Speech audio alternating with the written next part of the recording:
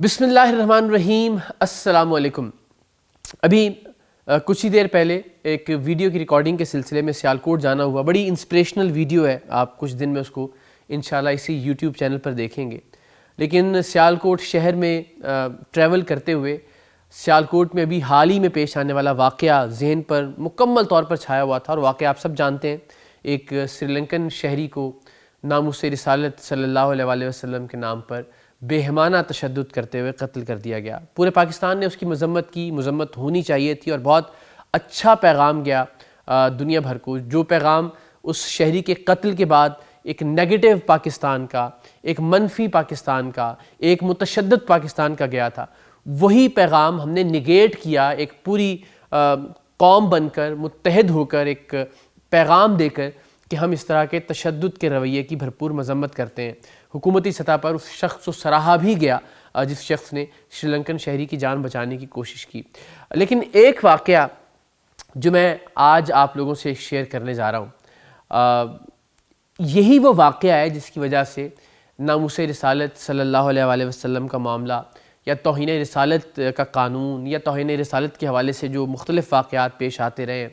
یہ تمام تر واقعات اور یہ تمام تر معاملات میرے دل کے بہت قریب ہیں۔ میں ان تمام معاملات کو بہت کلوزلی محسوس کر سکتا ہوں، اس لیے کہ یہ مجھ پر خود بیت چکا ہے۔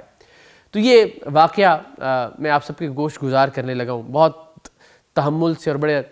مضبوط دل کے ساتھ دل تھام کر سنیے گا، اور شاید بہت سے لوگوں کو حیرت بھی ہو، اور شاید بہت سارے لوگوں کے لیے یہ بڑے معمول کی بات ہو۔ پروگرام سریام کے بہت ابتدائی دن تھے، آپ یوں کہہ لیجئے کہ شاید چوتھا پانچواں پروگرام ہوگا سریام کا، اور ہم نے ابتدائی دنوں میں ہی ایک بہت بڑا انکشاف کیا تھا، اور وہ انکشاف یہ تھا کہ بدقسمتی سے پاکستان میں، اسلامی جمہوریہ پاکستان میں، جو بناسپتی گھی آپ اور ہم کھاتے ہیں، جو کوکنگ آئل آپ اور ہم کھاتے ہیں، اور خاص طور پر وہ بناسپتی گھی یا وہ کوکنگ آئل جو کہ ہم بازار سے کھلا خریدتے ہیں، جو کہ کسی پیکنگ میں یا کسی برانڈ کی شکل میں ہمیں نہیں ملتا، وہ کوکنگ آئل اور بناسپتی گھی عام طور پر مرے ہوئے مردار حرام جانوروں کی انتڑیوں سے، ان کی ہڈیوں سے، ان کی ہڈیوں میں موجود گودے سے، ان کی چربی سے، بدبودار ترین جو ان کے اجزاء ہیں ان سے انہیں پگھلا کر وہ بناسپتی گھی بنایا جاتا ہے۔ ہم نے کچھ فیکٹریاں بھی بے نقاب کیں، اس وقت کے وزیر داخلہ رحمان ملک صاحب نے اس کا نوٹس بھی لیا۔ وہ فیکٹریاں ہم نے دکھائیں جہاں پہ وہ تمام انتڑیاں، وہ ہڈیاں، انہیں گلا سڑا کر بوائلر کے اندر پگھلایا جا رہا تھا، پھر وہاں پہ موجود جو بناسپتی گھی تھا بدبودار، وہ بھی برآمد کیا۔ اس بناسپتی گھی کو اس میں مختلف کیمیکلز ڈال کر اس کی بدبو کو ختم کیا جاتا تھا، وہ سارا پروسیس بھی دکھایا۔ اور پھر مکمل تحقیق کے ذریعے ہم اس مارکیٹ بھی پہنچے جہاں وہ کھلا بناسپتی گھی یا وہ کوکنگ آئل عام لوگوں کو فروخت کیا جاتا تھا۔ ہم نے اپنے طور پر مکمل تحقیق کی تھی، ایک ایک چیز مرحلہ وار ہم نے ثابت کی تھی، ایویڈنس ہمارے پاس موجود تھا، ریکارڈنگ ہمارے پاس موجود تھی، اداروں کے ساتھ ہم نے تحقیق کی تھی۔ اس مارکیٹ میں جا کے ہم نے مختلف لوگوں سے سوال کرنا شروع کیے کہ یہ کھلا گھی یا کھلا آئل آپ کہاں سے خریدتے ہیں؟ تو وہاں جو ایک صاحب موجود تھے، یوں کہہ لیجئے کہ وہ ایک بہت بڑی مارکیٹ تھی کراچی کی، وہ مناظر آج بھی ریکارڈ پر موجود ہیں، جو ہم نے کبھی آن ایئر نہیں کیے، ظاہر ہے بہت حساس معاملہ تھا اس وقت، اور میرے لیے تو ایک نئے اینکر کے لیے تو بہت ہی زیادہ حساس معاملہ تھا۔ تو ایک صاحب جو وہاں کی یونین کہہ لیجئے، جو وہاں کے کرتا دھرتا تھے یا بڑے تھے، باریش تھے، داڑھی رکھی ہوئی تھی، بزرگ نہیں تھے، بڑے نوجوان، ادھیڑ عمر کہہ لیں، 35-40 سال کی عمر کے ایک صاحب، تو انہوں نے غلط بیانی کرنا شروع کی کہ جی آپ ہم پر یہ الزام لگا رہے ہیں کہ ہم جو ہے وہ انتڑیوں والا آئل خریدتے ہیں۔ میں نے کہا میں قطعاً یہ الزام نہیں لگا رہا، میں صرف آپ سے پوچھ رہا ہوں کہ آپ نے یہ کہاں سے خریدا؟ تو انہوں نے جھوٹ بولا، جبکہ ہمارے پاس وہ مکمل ویڈیو موجود تھی کہ کون سی سوزوکی آ کے یہاں پہ بناسپتی گھی کہاں سے لا کے اتارتی ہے۔ تو انہوں نے جھوٹ بولا کہ ہم فلاں کمپنی سے خریدتے ہیں۔ تو میں نے ان سے کہا کہ کم سے کم آپ کو داڑھی رکھ کر جھوٹ نہیں بولنا چاہیے۔ تو میں تو ان کو داڑھی کی حرمت بتا رہا تھا، میں تو ان کو داڑھی کی تقدیس کا احساس دلانا چاہ رہا تھا۔ میں تو ان کو یہ چاہ رہا تھا کہ جب آپ سنت رسول صلی اللہ علیہ وآلہ وسلم اپنے چہرے پر سجا لیتے ہیں تو پھر آپ کو زیب نہیں دیتا کہ آپ جھوٹ بولیں یا غلط بیانی کریں۔ لیکن اسی معاملے کو ان صاحب نے ایک جذباتی رنگ دیا، اور آپ یقین کیجئے میں آج بھی جب وہ جملہ سوچتا ہوں تو میرا پورا جسم لرز کر رہ جاتا ہے۔ خوف کی لہر ہے جو میں اپنے پورے بدن میں دوڑتی ہوئی محسوس کرتا ہوں، مجھے لگتا ہے میرے خون میں ایک سرسری ہے جو میرے پیر کے ناخن سے لے کے سر کے بال تک ٹریول کر رہی ہے. ان صاحب نے جب میں نے ان سے کہا نا کہ آپ کو داڑھی رکھ کر جھوٹ نہیں بولنا چاہیے, تو اس نے کہا خبردار داڑھی پر بات مت کرنا, قتل کر دیے جاؤ گے. اور اس کے بعد انہوں نے کچھ آوازیں لگائیں اور وہ پوری مارکیٹ جس کے ایویڈنس ہمارے پاس موجود تھے, جو کہ انتڑیوں سے بنا ہوا کھلا بناسپتی گھی فروخت کر رہے تھے, وہ پوری مارکیٹ میرے پیچھے تھی اور مجھے داڑھی کا گستاخ کہہ کے وہ تمام لوگ مجھے مارنے کو دوڑ رہے تھے. اور میں آگے دوڑ لگا رہا تھا اور مجھے ایک لمحے کے لیے لگا کہ بس میں اب گستاخ کہہ کر مار دیا جاؤں گا. اور ایسی ہی آوازیں, ایسے ہی نعرے لگائے جا رہے تھے جیسی آوازیں اور نعرے ہم نے شری لنکن شہری کو قتل کرتے ہوئے دیکھے, نعرہ تکبیر, نعرہ رسالت اور وہ تمام تر لوگ. اور میں یہ سوچ رہا تھا کہ میں نے ایسی کیا گستاخی کر دی ہے صرف اپنے اس مکروہ دھندے کو چھپانے کے لیے, جو کہ انتڑیوں سے, چربی سے, مردار جانوروں کی ہڈیوں سے بنے ہوئے بناسپتی گھی کو لوگوں تک پہنچانے کا ایک دھندا تھا, مذموم دھندا تھا, جس کے ایویڈنس, جس کے ثبوت, جس کی ویڈیو ریکارڈنگز ہمارے پاس موجود تھیں. اور میں نے صرف یہ جملہ بولا تھا کہ آپ کو داڑھی رکھ کر جھوٹ نہیں بولنا چاہیے, آپ داڑھی رکھ کر تو جھوٹ نہ بولیں. تو اس کے جملے میں نے کہا کہ داڑھی پر بات مت کرنا, مار دیں گے, قتل کر دیں گے. اور اس کے بعد وہ پوری مارکیٹ بس خدا کے کچھ بندوں نے پتہ نہیں کیسے اور کیوں اور کس لیے مجھے بچا لیا, ورنہ قریب تھا کہ میں قتل کر دیا جاتا. اور اس وقت اقرار الحسن نہیں تھا, شاید کوئی جانتا بھی نہیں تھا مجھے, بہت شروع کے پروگرامز تھے, اور میں مار بھی دیا جاتا تو یقیناً تمام عمر میرے گھر والے یا میرے جتنے بھی اہل و عیال ہیں وہ سب یہی سنتے رہتے اور انہیں یہی تانے دیے جاتے کہ نعوذ باللہ معاذ اللہ, ہمارے ماں باپ ہمارے پیارے آقا پر قربان, لیکن ایک گستاخ رسول کہہ کے مجھے قتل کر دیا جاتا. اور یہ وہ واقعہ ہے جو میں حلفاً اللہ اور اللہ کے رسول صلی اللہ علیہ وسلم کی ذات مبارکہ کو گواہ بنا کر آپ کی خدمت میں پیش کر رہا ہوں.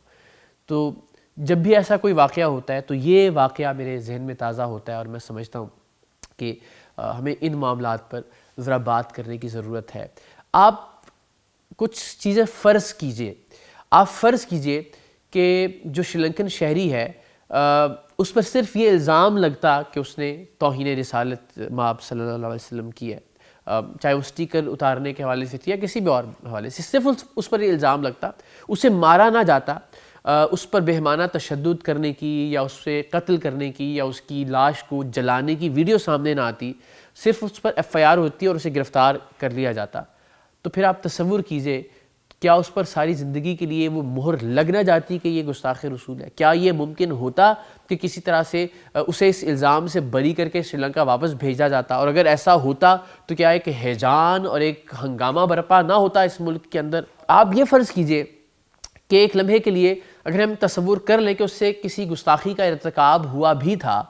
تو جن سینکڑوں لوگوں نے اس کو مارا یا اس کے مارنے کے عمل کی حمایت کی یا اس عمل کو روکا نہیں, کیا ان سینکڑوں لوگوں نے وہ گستاخی براہ راست دیکھی تھی؟ کیا ان سینکڑوں لوگوں نے وہ گستاخی براہ راست سنی تھی؟ اور کیا ایسا اس ملک کے اندر نہیں ہوا کہ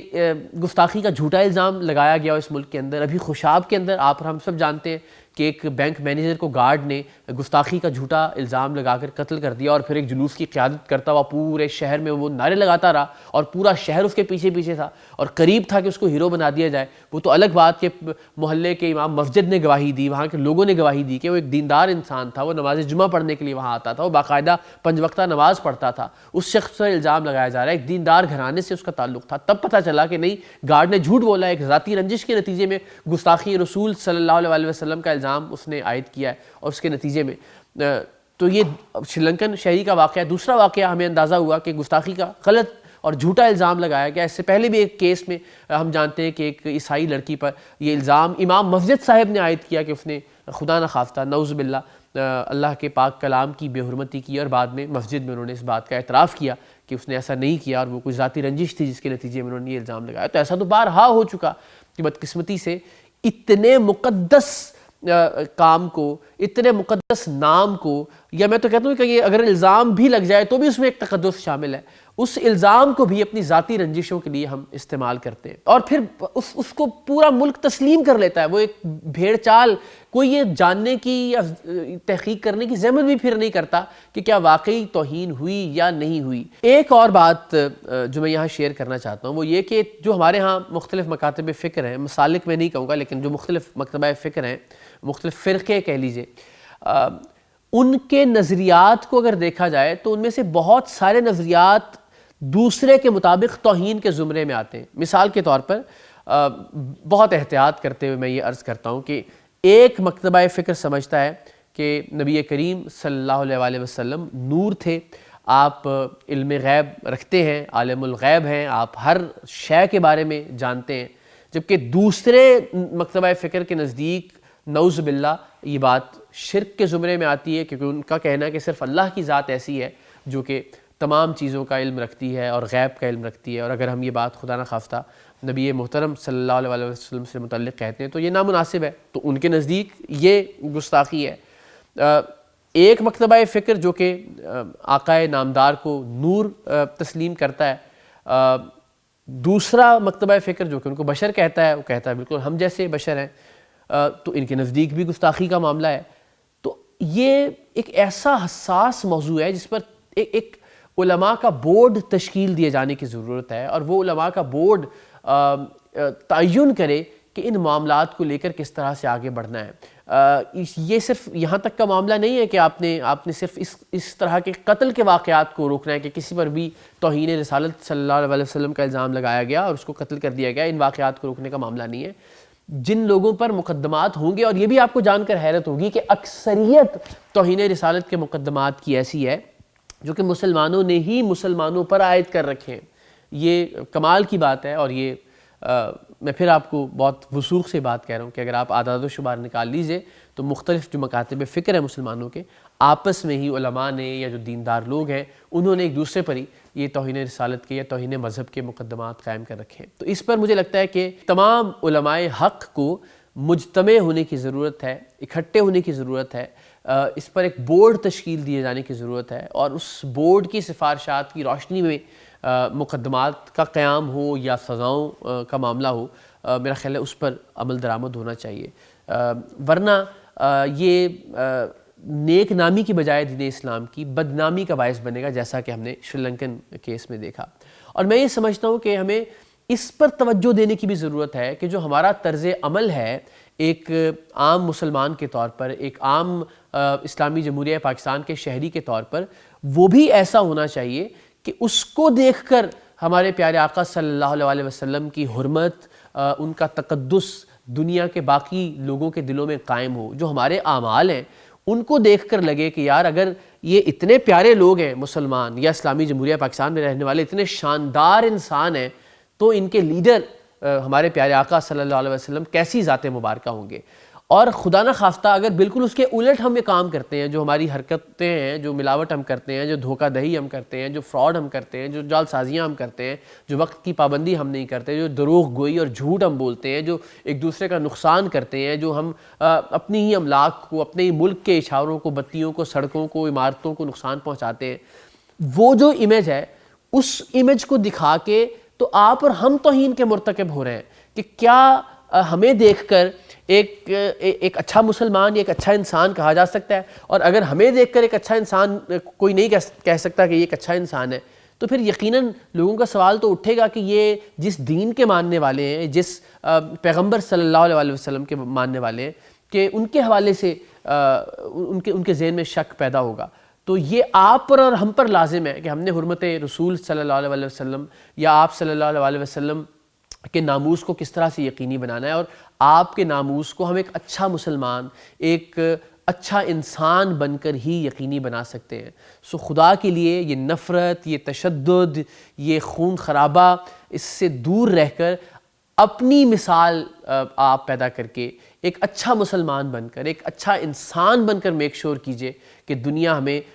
کہے کہ کیا شاندار لوگ ہیں، اور پھر ہم سے یہ اندازہ لگائے کہ جس لیڈر کے یہ ماننے والے ہیں، جن کے درس پر یا جن کے احکامات پر یہ عمل کرتے ہیں، وہ کیسی شاندار شخصیت ہوں گے۔ پھر ہمیں دیکھ کر لوگ آپ صلی اللہ علیہ وسلم پر ایمان لے کر آئیں، تو ہم حق ادا کریں گے ناموس رسالت صلی اللہ علیہ وسلم کا۔ اللہ تعالیٰ ہم سب کو دین کو صحیح معنوں میں سمجھنے کی توفیق دے اور صحیح معنوں میں اپنے پیارے آقا صلی اللہ علیہ وسلم کے ناموس پر پہرا دینے کی توفیق دے۔ ہم سب کی جان آپ پر قربان، ہمارے ماں باپ آپ پر قربان، ہم سب کی یہ خواہش ہے کہ ہم آپ صلی اللہ علیہ وسلم کے نام پر وارے جائیں، آپ پر ہماری زندگیاں قربان ہوں، لیکن ہم اپنی زندگیاں آپ کے احکامات کے مطابق گزاریں بھی۔ یہ زیادہ مشکل کام ہے، اس پر کوشش کیجئے کہ عمل درآمد ہو سکے انشاءاللہ۔